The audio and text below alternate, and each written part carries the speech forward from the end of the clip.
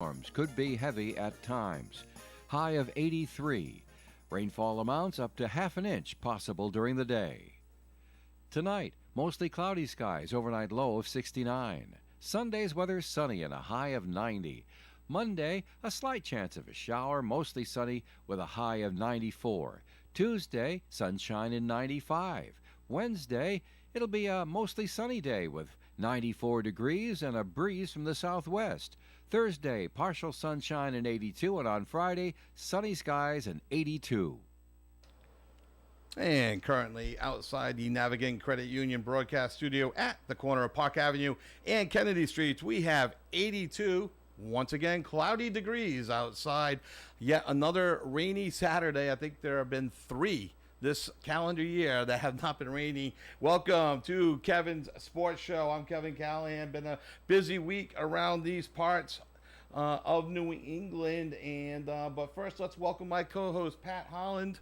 Pat, welcome to the show. You are a commuter today, if I'm not mistaken, trying to escape all the rain that's plaguing us. Why aren't you in studio, Pat? Yeah, Kevin. I'm actually down in New Jersey myself, and it is raining, unfortunately. But I'm attending the U.S. Women's National Team game this afternoon with my family. But wanted to make sure I was able to call in today. No, we appreciate it. And really quick, is that one of those friendlies? Is this a match that means something? And we could talk more about it later on. But I'm just kind of curious. Yeah, this is just a friendly. For them, it's their kickoff or send-off game. I think they have one more in the U.S. before they head over to Paris for the Olympics. And actually, the big thing for my daughter is they're celebrating the impact that the '99 U.S. Women's National Team had on the sport for females. It's been 25 years since they won the World Cup on U.S. soil. So yeah, that was at the Rose Bowl, wasn't it? Brandy Chastain with the game-winning goal? Game-winning goal on PKs against China. Yes. So it's you are the soccer guru of our show. That's about the extent of my women's national team knowledge, except when they make political waves and upset people. But that's about all I know on women's soccer. But you will catch me up to speed on that. So thank you so much for being here and doing everything you did to make it possible. So we got a lot going on this week, Pat. We're gonna kick it right off locally. As everyone knows, we like to do a lot of local things. Locally, we had the District 4 Little League semifinals last night, and I understand you got some updates for us. Yeah, I think it was earlier in the week, Wednesday and Thursday, I believe, were the semifinals, and the finals are tonight. It's Cumberland, who was the 1 seed. They were 6-0 in pool play. They're going to play Lincoln, who ended up 5-1 in pool play. Their only loss was to Cumberland. So that game is tonight at 6 p.m. at Garvin Field in Cumberland. The winner moves on to the state tournament that begins on July 20th, and that's being hosted down in North Kingstown at Wilson Park. So good luck to both Cumberland and Lincoln as they continue to try to move on in the Little League states. Over the next couple weeks.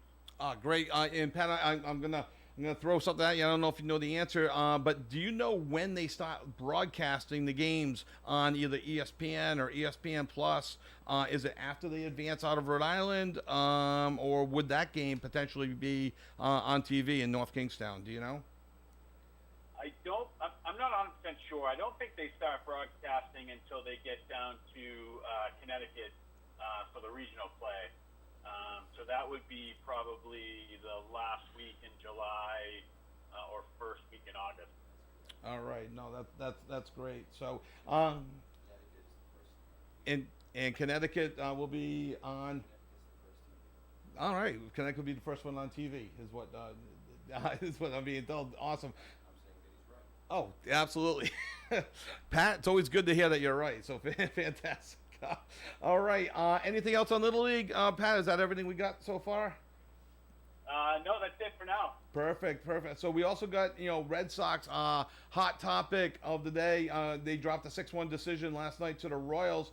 They are now 51-42, Pat, for a 548 winning percentage in a virtual tie with the Kansas City Royals, who improved last night to 52-43, 547 winning percentage with 2 games to go before the All-Star break. For Kansas City last night, Cole Reagans improved to 6-6, a 3.16. He's one of those young phenoms that you hear about on the Royals. It doesn't get any easier today, Pat. Seth Lugo for Kansas City, 11-3, a 2.21 ERA for the Royals against Cutter Crawford, 5-7, 3.24 ERA. 1:35 afternoon start, rain notwithstanding. Did you catch any of the game last night, or have you seen much of the Sox this week? I did not. I was in New York City last night. In every place we did stop in, I tried to get them to put the Red Sox game on, and they certainly declined that. So I didn't get to see any of the game. I looked at the box score. I mean, obviously we need the bats to come alive tonight against Seth Lugo, while he's on the mound. So. Yeah, no, it's a little surprising, Pat, that you couldn't get a New York, TV stations to put on Boston, Kansas City. Did they respectfully decline? They did. They did. Oh, good. It's always good to hear that they are respectful. So, Pat, I know we got a guest coming up shortly. We'll talk about that in a minute. But something I want to talk about after our first segment with our guest. The Red Sox coming up on the All-Star break. Are they buyers? Are they sellers? And to keep that in mind, we talked about that. There's a lot going on with Jaylen Brown and the Boston Celtics / Team USA. I've got my thoughts on why Jaylen Brown's not on the team. We'll be discussing that as well. A couple other things have come up in this past week as well in regards to the New England Revolution with a possible new stadium. I'm in the camp. I think I told you in a text that'll never happen. However, it's cleared a hurdle. So, we got a lot of things going on there with the Revolution. U.S. men's soccer coach got fired this week, so that's interesting. But before our first break, we do have coming up on the show, we'll have a very interesting guest. He's been making the media rounds. He was on Channel 10 this morning. He's been on some Boston radio stations as well. School Superintendent Bill Rooney. He's the Dayton-Rehoboth from the Dayton-Rehoboth School District. Bill fully supports his school committee in supporting female teams if they want to forfeit a game against a male, if the other team has a male player. The policy that the Dayton-Rehoboth just passed says there'll be no penalty for a coach or a student athlete issued by the district with the loss of playing time, starting status, or other penalties for the refusal to play against a team that is not single sex. So we're going to take our first break. When we come back, we are going to have Dayton-Rehoboth Superintendent Bill Rooney joining us on the phone. So Pat, we'll be back right after this with Superintendent Bill Rooney. ON Radio. Stress-free car shopping is what you will encounter at Tasker Buick GMC of Woonsocket. In stock is the latest Buick and GMC models like the Buick Encore GX, Envision, GMC Sierra 1500, Acadia, and Terrain. Tasker Buick GMC of Woonsocket has a wide selection of pre-owned automobiles. These vehicles undergo many point checks before going on sale. Plus, they come with a warranty and an AutoCheck certified history. Check out the entire inventory of new and pre-owned cars online at TaskerBuickGMC.com. Tasker Buick GMC, Thornton Drive, Woonsocket. You will be satisfied. When you're ill and need same-day care, remember North Smithfield Urgent Care and Lincoln Urgent Care for affordable and accessible care. You'll always be seen by a board-certified physician who will assess the problem and make you feel safe and reassured. Both centers can help you with a wide range of symptoms and ailments, including flu, fractures, allergies, infections, work injuries, and more. Check their websites for convenient patient and medical forms, which you may fill out before the visit. North Smithfield Urgent Care, 594 Great Road, North Smithfield, 768-3400. And Lincoln Urgent Care, 2 Wake Robin Road, Lincoln, 333-9595. Appreciate your customers and give them the best job possible. That's been their motto at Michaud's Auto Body since 1948. They have continually invested in the newest and best frame unibody equipment available, as well as color matching techniques. Michaud's Auto Body is a certified Class A facility where all collision repairs are 100% guaranteed. Michaud's Auto Body at 430 Privilege Street, Woonsocket, 769-1983. Youth leagues and high schools, it's trophy and award season. And when you need to crown your champions and award your MVP, B&M Printing Trophies and Signs is where you should turn. B&M Printing Trophies and Signs, in business since 1982. Owner Carmel Therian offers much more than trophies. They're experts in banners, yard signs, flags, and they'll handle all your printing needs as well. Open Monday through Friday, 9:30 to 5:30. B&M has pickup and delivery service available. To see everything that B&M Printing Trophies and Signs has to offer, go to bmprintingweb.com or stop by 1300 Menden Road in Cumberland across from the historic St. Joseph's Church. We're here for you on the Talk of the Valley, ON Radio. And welcome back to Kevin's Sports Show here on Saturday morning, 99.5 FM, 1240 AM, and OneSocketRadio.com.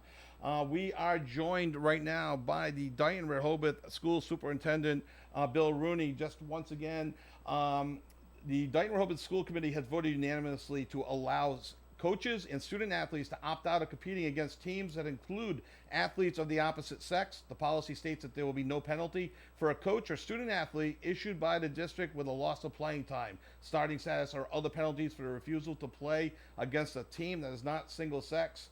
Good morning, Bill. Thank you for joining us this morning. Good morning, Kevin. How are you? Good. Say hi to Pat Holland as well, Bill, who's joining me. Good morning, Pat. Thanks for having me. No problem. Hey, Bill. Thanks for coming on. Really appreciate it. Bill, let's just jump right in.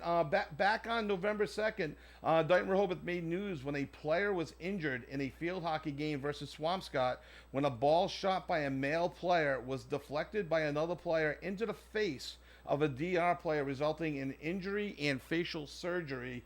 First of all, how is that player doing now? Thank you for asking, Kevin. She recovered well enough to be able to participate in some of her basketball season. Obviously, she had to wear facial protection due to the reconstructive surgery that she had after the injury. But she graduated with honors, and she's going to represent us well at the college level. Oh, fantastic.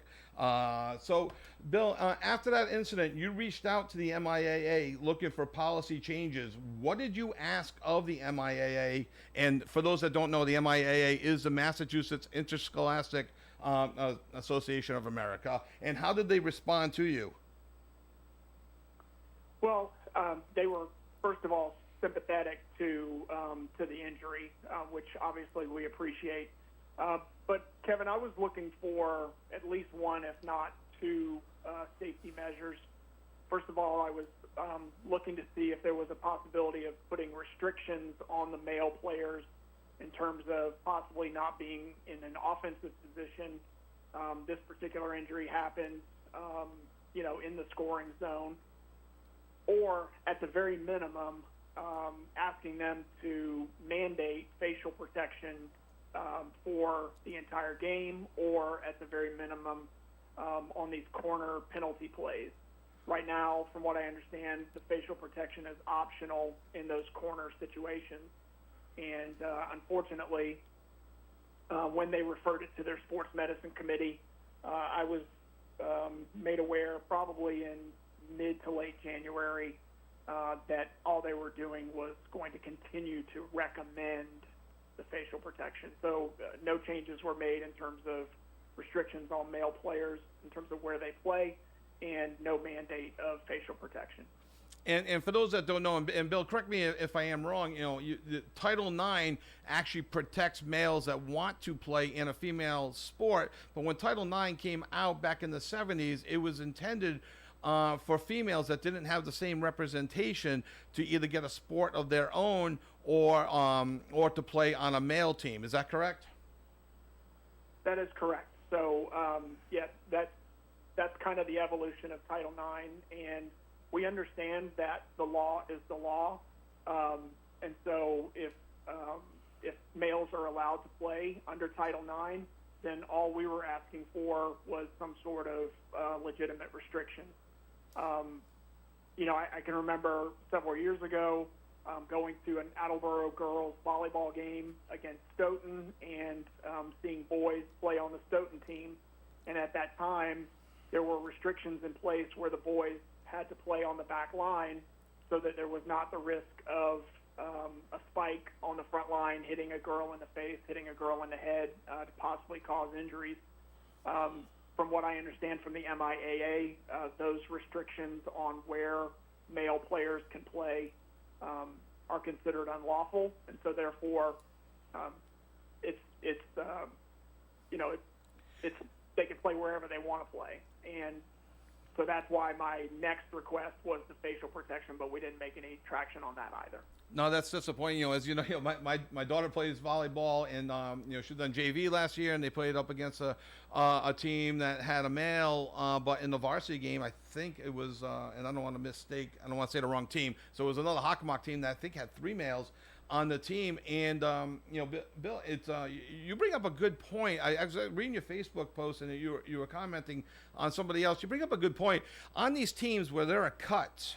And for those that don't know, Bill, you have two daughters that are tremendous athletes, a son that's a tremendous athlete, that went through the system. So you're very much involved in sports. Maybe not as much now that your kids are older, but you got a situation where if your daughter's on the bubble of a team, and they don't make it because a male made a predominantly female team. It's something I hadn't thought about that, and I saw that on your Facebook post, a response to somebody else. I thought that was very interesting. I know I would hate to have my daughter cut because a male made a female volleyball team or a female field hockey team.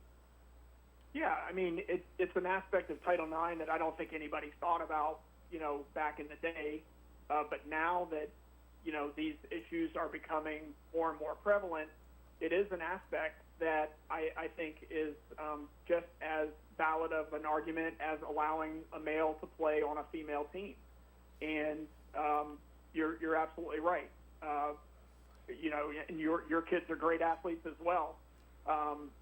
And if a female either playing time or roster spot was compromised by a male wanting to play that sport, I don't understand how that's not a violation of Title IX as well. Exactly. So in regards to Dighton Rehoboth right now, it should Dighton Rehoboth opt out of a game, which I know you said you have athletes, but you can have coaches that opt out.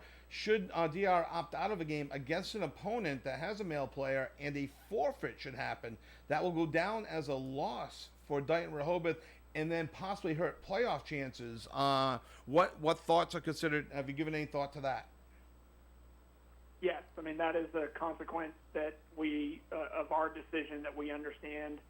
We went into that with eyes wide open, but we are prioritizing safety over victories. We're prioritizing safety over playoff positioning. I do think that when the Massachusetts Interscholastic Athletic Association went to power rankings a few years ago, I think that losses and forfeits have slightly less impact than they used to. I am confident that if we choose to forfeit any league games, we will probably not be in contention for the league championship, but that is something that we are aware of. We have traditionally had some non-league games where the opponent has had male players. We're in discussions right now with my new athletic director, Matt McKinnon, our head coach, Megan Marcotte, as well as some of her captains, in terms of whether we want to forego those non-league games against opponents that traditionally have male players, so that team can maybe reschedule their games and we could possibly find a non-league opponent. But as far as league play, we understand that it's just going to go down as a loss, and it will most likely impact league championship standings. But I'm hopeful that with power rankings, that if we're successful enough, that we would still be able to qualify for the playoffs. So, and you bring up, the captains, everything. What's the pulse of the captains? When you talk to them, because you read all these things, and like I haven't heard from the players. How do the players feel? This has emanated from a groundswell of support from the players, their families, and our community. If you look at some of the Facebook posts that are out there in terms of our two communities in both Dighton and Rehoboth, you'll see the majority of the folks are in support of this. There are some that aren't, and that's certainly their prerogative. I think some of the ones who aren't in support, if you read into their comments, I don't necessarily think they completely understand the issue. But again, that's not something that we're gonna fight with anyone on Facebook. But the school committee made this move in response to the fact that our players and their families were genuinely concerned, and I would even dare say terrorized after what happened in November of last year. Kevin, I'll never forget, when I got the phone call, I talked to Doug Kelly, who was our athletic director at the time. I could hear the trauma in his voice, and at that point, it was one of those ones where instinctively you know that you have to be there. So, I rode out to the high school immediately to be able to greet the bus, and to see those girls and how upset they were about their teammate who had been injured, to see how upset the coaches were. Oh, sure. It's something that I'll never forget. Well, yeah, I bet that'll stick with you for a while. Pat, you have a question for Bill? Yeah, Bill. I understand the safety aspect of it, and certainly, is there something that you can, like, if MIAA isn't going to require the facial protection, which, from what I understand, it is a requirement at the next level, right? At the college level, unless I'm misinterpreting it, is that something that you can just require at the high school level, at the team level yourself? Dighton, Rehoboth, hey, we're going to require that everyone wears facial protection just as a safety measure. Not that you can't get hurt even when you're wearing it, but hopefully it would alleviate the major trauma of it. I don't think you're ever going to, see males not being allowed to play. And it's funny, the more I thought about this, I recall, I went to high school I went to a private school, all male, and one of my friends had transferred out to a public school, and he played on the girls' field hockey team, more of as a joke back then. It was the early 90s, and he had to go up against the MIA to get approval to do that, and his family had to bring him to court. And he was a goalie, so it didn't really matter. But is that something that you can implement at the team level? Just we're gonna require facial protection? That is a great point, and it is something that has been in our consideration. However, that would be something that would impact us for all 16 games, 18 games, whatever the MIAA field hockey season, regular season is. And one of the I think the valid counterpoints to that is, why should we put something in place that creates a perceived competitive disadvantage for us? Because when you do have to adjust to that facial protection being something that would be mandatory, it does impact your conditioning, it impacts your vision, and so the sentiment was, why should we put something in place that would impact us for 16 or 18 games, whereas the state's not even willing to even attempt to try to help us with that. Yeah, that's a great. I completely agree with that, and I can see that being a disadvantage. And I'm surprised that the MIAA wouldn't move in that direction. Where and again, I'd have to do a little bit more research on this, but But what I gather, it's more of a requirement at the next level anyway, and most people are wearing it, but they've probably been wearing it, for quite some time. So the transition has already happened. So. Yeah, I mean,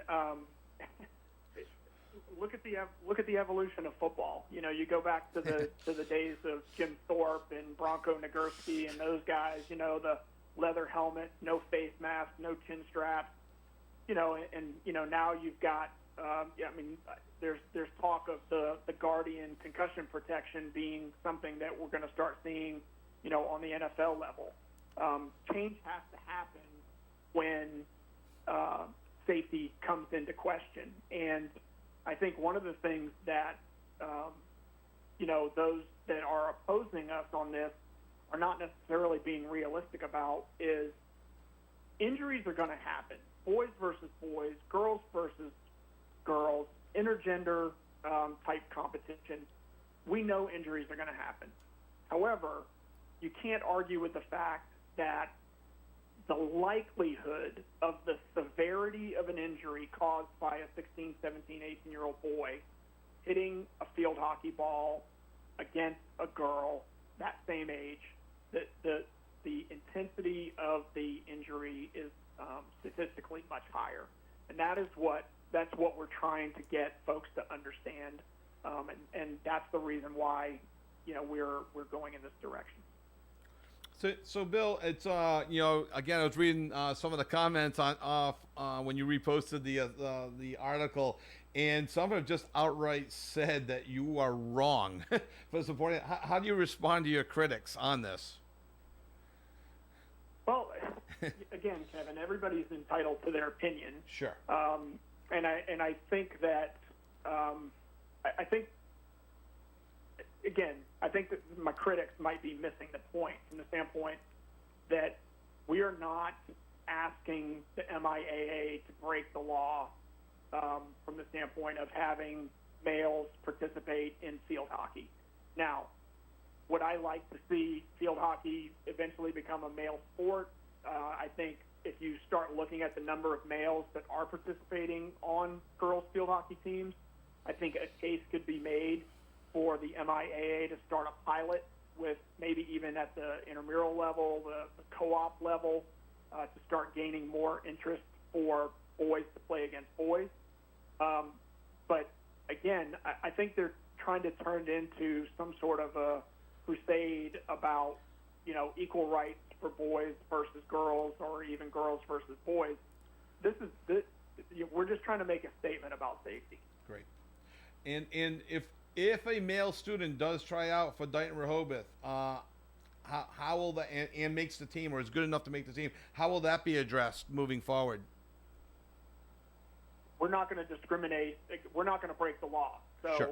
if a male wants to try out, then they have to be good enough to make the team, and if they make the team, then that's something that we'll take it as it comes. But I've been asked that question, and again, it's a great question. If if a male wants to try out for our girls field hockey team, the district's not going to put itself at legal risk by discriminating against that player. Sure. Yesterday I was reading the MIAA, formally declined to, as per their policy, to intervene, saying that this is a school policy decision. Was that disappointing to hear? I can't say that it's disappointing because it wasn't a surprise. And there is a small piece of this where we are hopeful that this will spark some discussion in other districts where maybe they will follow suit. But Kevin, I've been disappointed since early November. So the fact that they didn't have any sort of a formal statement, other than the fact that it's a local decision, I can't really say that was disappointing because I've been disappointed since November, to be honest. Yeah, no, I don't. I could see that for sure. Go ahead, Pat. Bill, this is just it's the typical, kick the can down the road, right? We don't want to deal with this until we have to. And essentially, that's what you're going to have to do. You're going to have to get strength in numbers and get other districts to stand behind you, and then go to the MIA and say, hey, listen, like, this is where we're at. And it's frustrating to see because at the end of the day, it is about the safety and protection of the kids, right? This isn't. We're not talking about professional athletes here. We're talking about scholastic, athletes, right? Keeping them safe. Exactly. And if if there were, I've been asked this question as well. If there were less risk involved, let's say for instance that it's tennis or something like that, then you're going to have the purists that are going to talk about competitive advantage and things like that. But the safety piece of it is nowhere near as much of an issue. Now, I'm not saying that you can't get hurt by a tennis ball that's hit hard enough, but statistically, the potential injuries in field hockey would be much greater, and that's all we're really asking for. We're not asking the MIAA to break the law and prohibit boys from playing girls field hockey, but there were boys who were having a successful experience, at least I know at the volleyball level a few years ago, when there were restrictions on where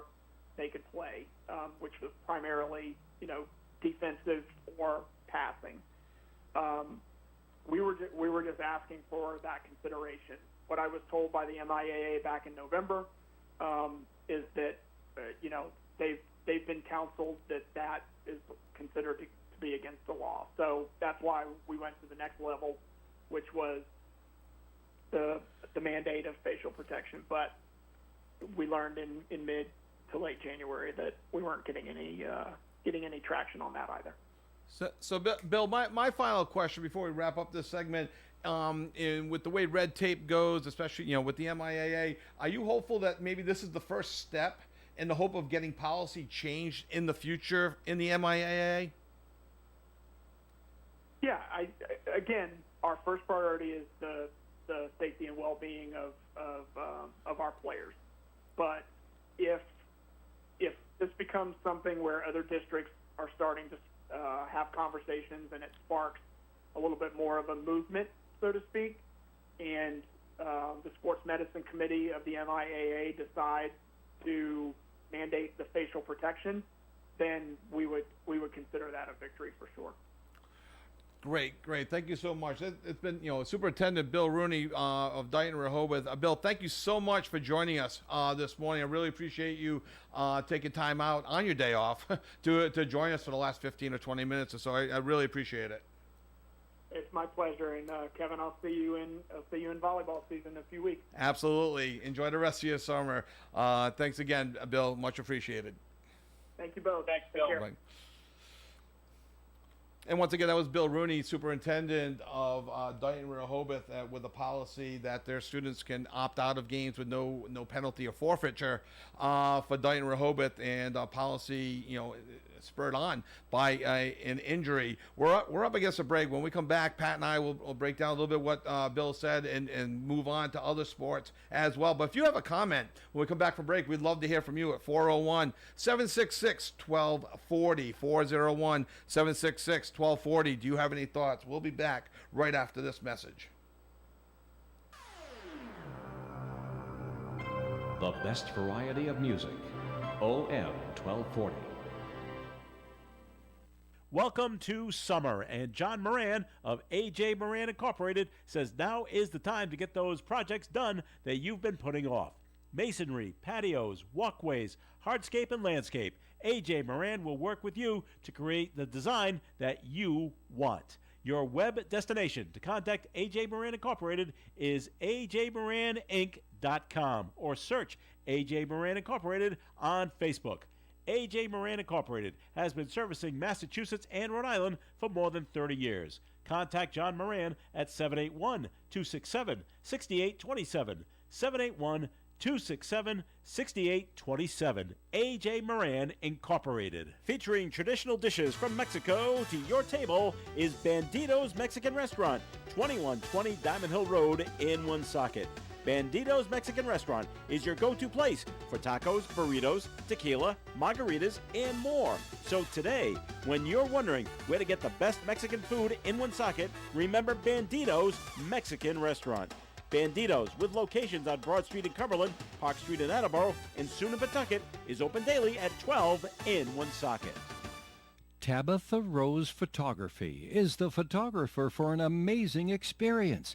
Hey, if it's time for your youth leagues, high school, or college team pictures, go to the website trosephoto.com, where you can book a private, semi-private, or whole team media day experience at Tabitha Rose Photography. In addition to the media experience for your player, Tabitha also specializes in lifestyle, studio, seniors, engagements, and boudoir sessions. trosephoto.com is the web destination for you, and please be sure to click on the Media Experience tab and be wowed by Tabitha Rose Photography.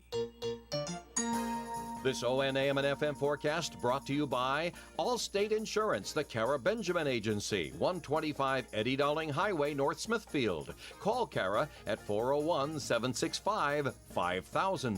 The National Weather Service has issued a flood watch all day today for showers and thunderstorms. Could be heavy at times. High of 83. Rainfall amounts up to half an inch possible during the day. Tonight, mostly cloudy skies, overnight low of 69. Sunday's weather sunny and a high of 90. Monday, a slight chance of a shower, mostly sunny with a high of 94. Tuesday, sunshine and 95.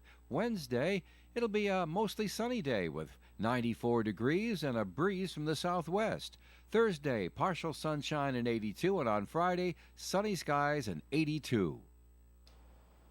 And currently outside the Navigant Credit Union broadcast studio at the corner of Park Avenue and Kennedy Street, we have 78.3 degrees. And welcome back to Kevin's Sports Show. I'm joined by Pat Holland, who commuted down to New Jersey to try to escape the rain. No such luck. It's raining down there. Pat, we were just joined by Bill Rooney for the last 20 minutes or so, Superintendent of Dayton Rehoboth Schools, on a topic that I think is way bigger than just Dayton Rehoboth. I think it's going to extend into Rhode Island. I think it's going to extend nationally. It just happened to happen there first. And before I ask you the next question, if anyone else has an opinion on this, we'd like to hear from you at 401-766-1240. Feel free to comment in on your thoughts. Pat, what do you think of that conversation with Bill? Yeah, it was good. I mean, honestly, I recall when that happened. I didn't, and then I haven't really been as in tune to where things have gone since then. So it's certainly interesting, to talk about it with Bill. In having been involved with the MIAA for many years myself, can certainly understand how things happen very slowly.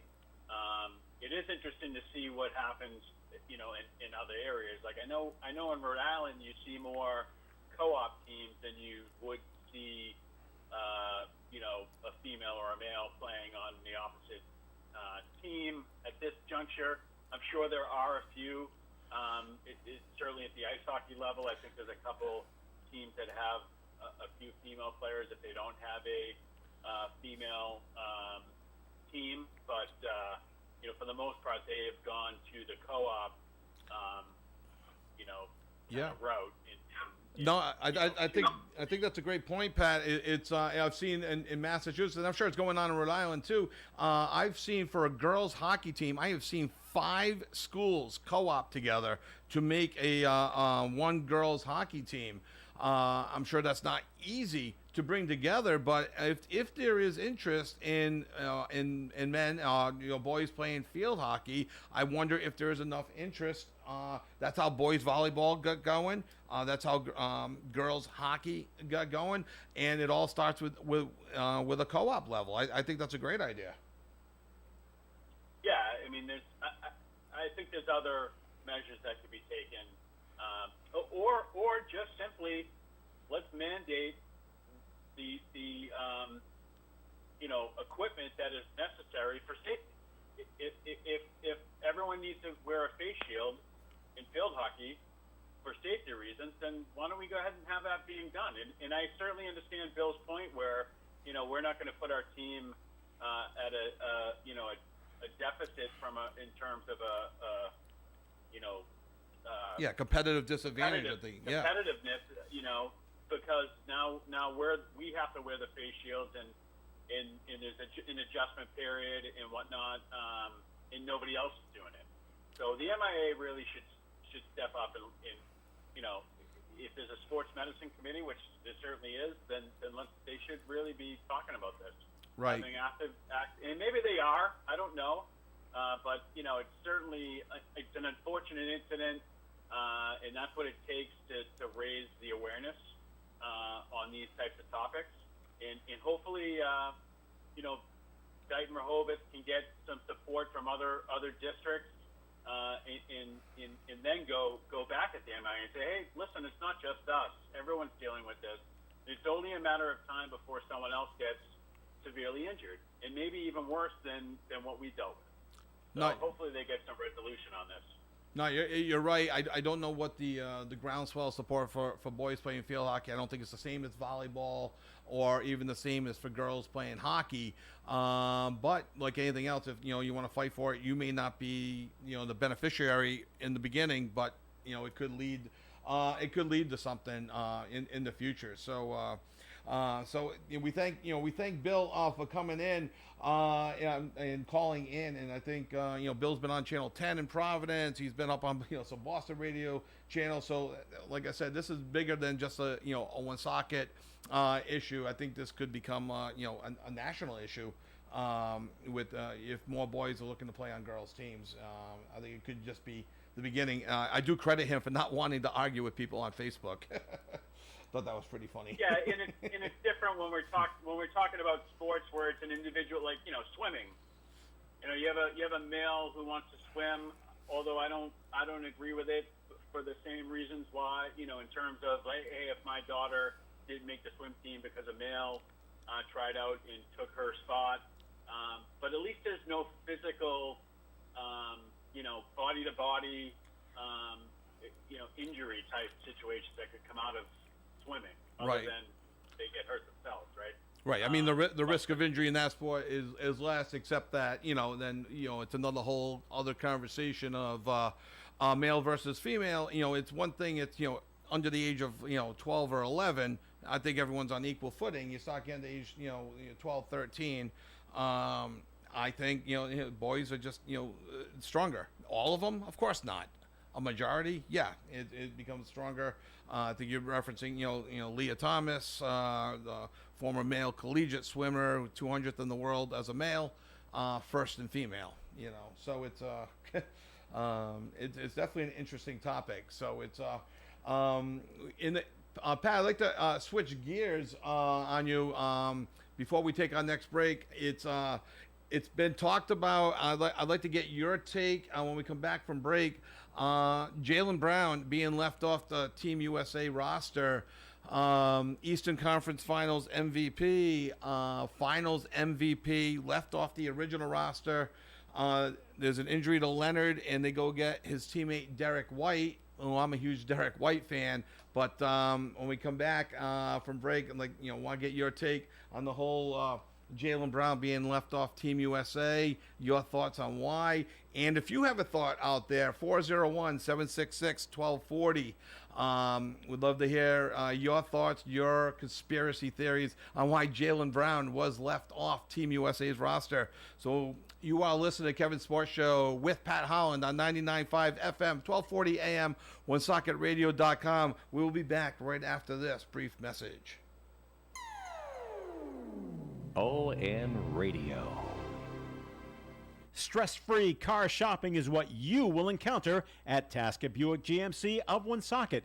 In stock is the latest Buick and GMC models like the Buick Encore GX, Envision, GMC Sierra 1500, Acadia, and Terrain. Tasket Buick GMC of Woonsocket has a wide selection of pre-owned automobiles. These vehicles undergo many point checks before going on sale. Plus, they come with a warranty and an auto check certified history. Check out the entire inventory of new and pre-owned cars online at TasketBuickGMC.com. Tasket Buick GMC, Thornton Drive, Woonsocket. You will be satisfied. Woonsocket Door Sales can handle all types of projects, from the simpler residential installations to the more complex commercial projects. They install, service, and repair.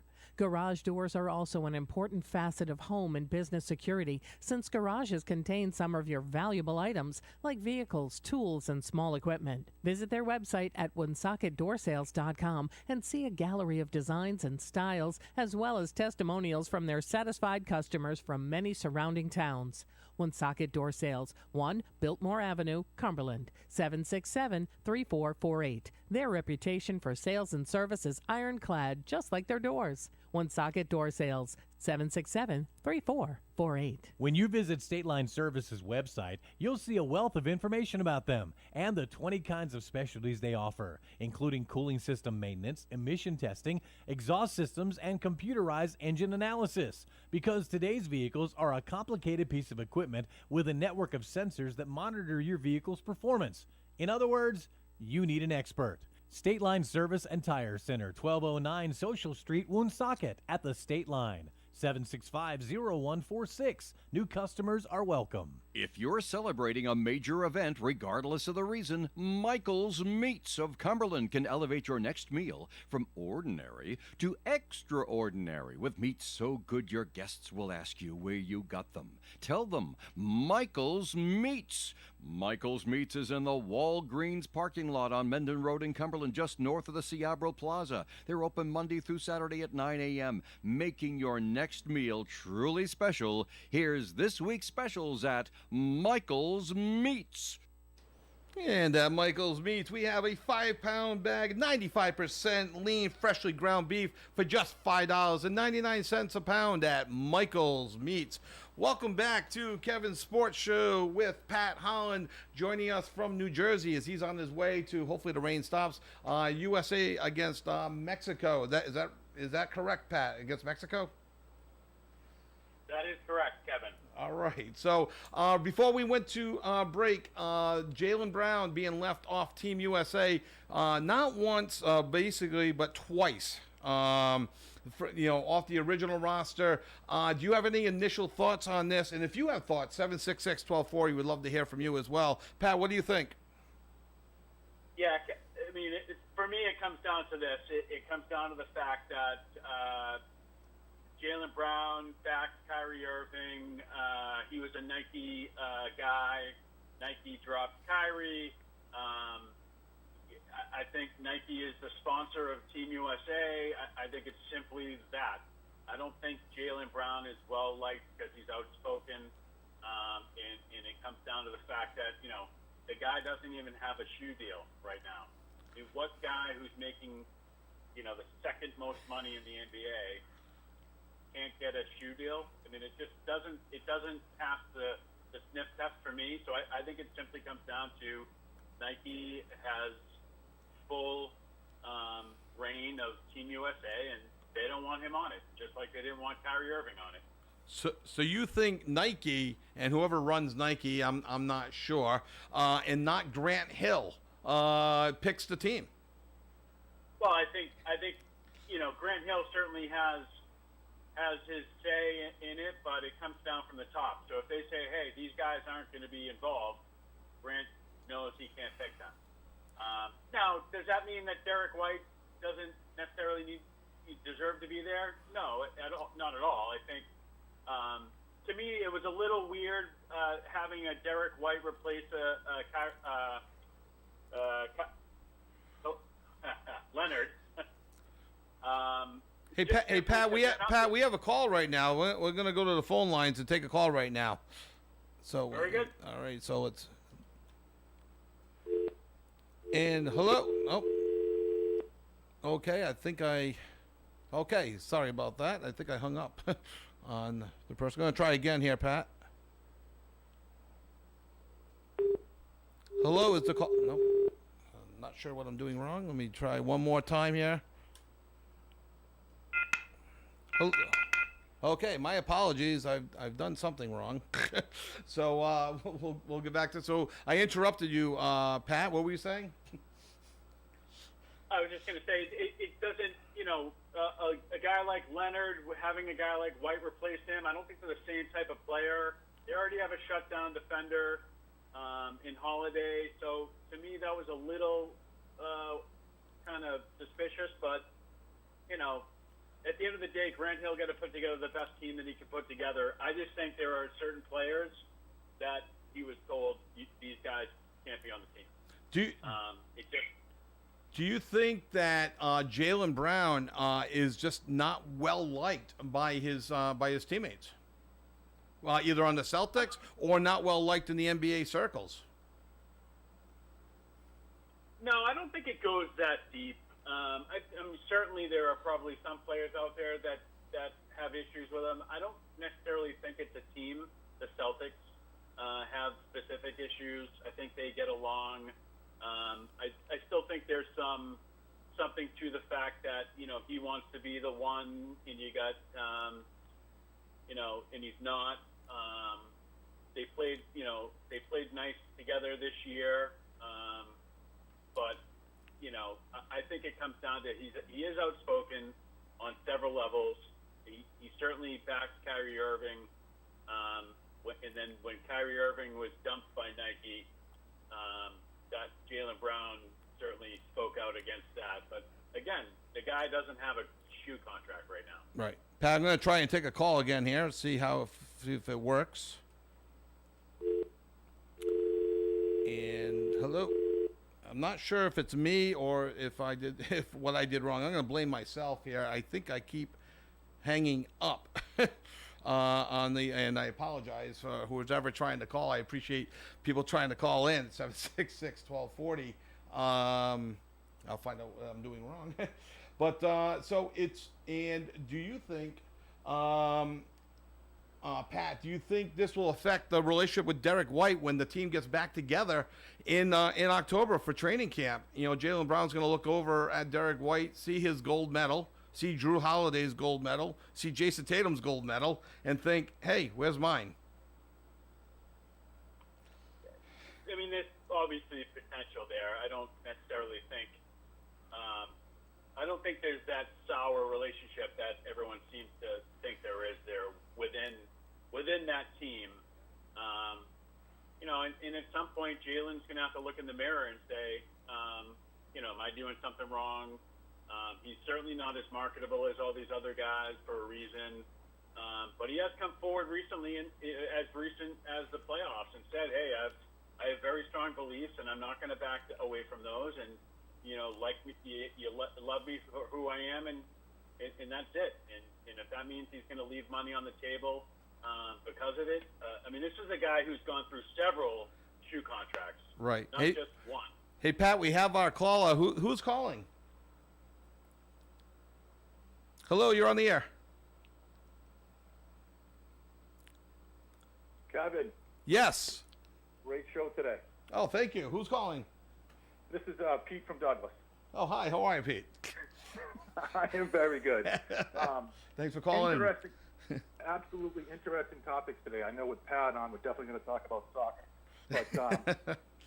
but real interesting topic with the field hockey, and I think with both Jaylen Brown thing, I agree with Pat. I just don't think he's liked, and some of the stuff he's done with the Kyrie Irving stuff has definitely put him in a rare breed with his peers. So, but great topics today, and I wish you guys success on the show. Well, while I got you here for a second, do you think they're worried about him upsetting things out in Paris, where maybe it's a little bit less out of their control? Did that play into it?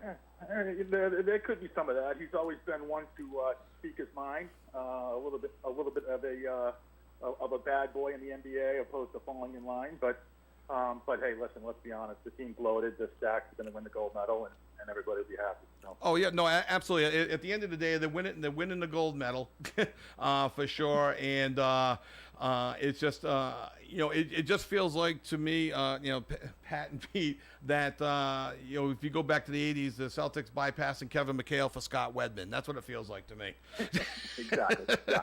Exactly. So, all right. Thanks for the call, Pete. Appreciate it. All right, gents. See ya. Thanks, Pete from Douglas. Pete from Douglas. Kevin, I'm just happy that they didn't replace Leonard with Bronny James. So I'll take Derek White over Bronny James, and we'll have to deal with the the fallout. Jaylen Brown stuff. Yeah. Hey, Bronny did get 8 points in a summer league game last night. I did not watch it. I'm not a big fan of the summer league ball, but what are your quick thoughts on Bronny being drafted, Pat? We all know why he was drafted. We all know why he was drafted by the Lakers. I think Bronny James would average 8 points in the G League next year.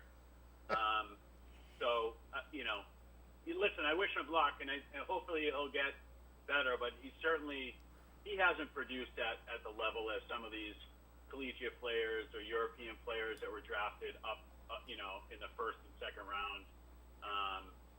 There are guys that were undrafted that have produced and are better players, and there are guys that he's going up against in the summer league that are showing that. So. Right. So Pat, we are up against the clock, and a topic we did not get to, and I'd love to tackle this topic another day with you. 2 nights ago, Paul Skeens, a phenom Pittsburgh Pirates pitcher, 6-0, 1.9 ERA, is going to be he'll be starting the All-Star game for the National League, first rookie to start an All-Star game since Hideo Nomo back in 1995, has a no-hitter through 7 innings, and they yank him. I'd love to devote a lot of time to a topic of, is there a pitcher in Major League Baseball that people are going to go pay to see, like we used to pay to see Roger Clemens? Yeah, and he's also one of 2 pitchers ever with multiple starts of 6+ innings with no hits, 11+ strikeouts in the same season. Do you know who the other starter was that did that? Pedro? I don't know. Nolan Ryan, 1973. Oh, wow. So yeah, we could have a whole 15-minute segment on pitching in the MLB these days. Absolutely. He's also got a 0.92 whip through 66 innings to start the year. So if you want to see who we're talking about, Paul Skeens, Pittsburgh Pirates, All-Star game this Tuesday. He'll be the starting pitcher. My guess is he'll only pitch an inning. Again, Pat, I guess we're showing the age back in my day. All-Star pitchers used to throw 3. Starters used to throw 3 innings. Then they went to 2, and now it's just 1. But so, Pat, thank you so much for joining us from New Jersey. The roles may be a little bit reversed next week. We'll talk this week. Thank you to Bill Rooney for calling in with a great segment as the superintendent of Dayton Rehoboth. Thank you to our caller, Pete, and thank you to all our advertisers. This has been Kevin's Sports Show with Pat Holland, the 99.5 FM, 1240 AM, OneSocketRadio.com. Thank you all very much for tuning in, and we will see you next week. Broadcasting live and local daily from the Navigant Credit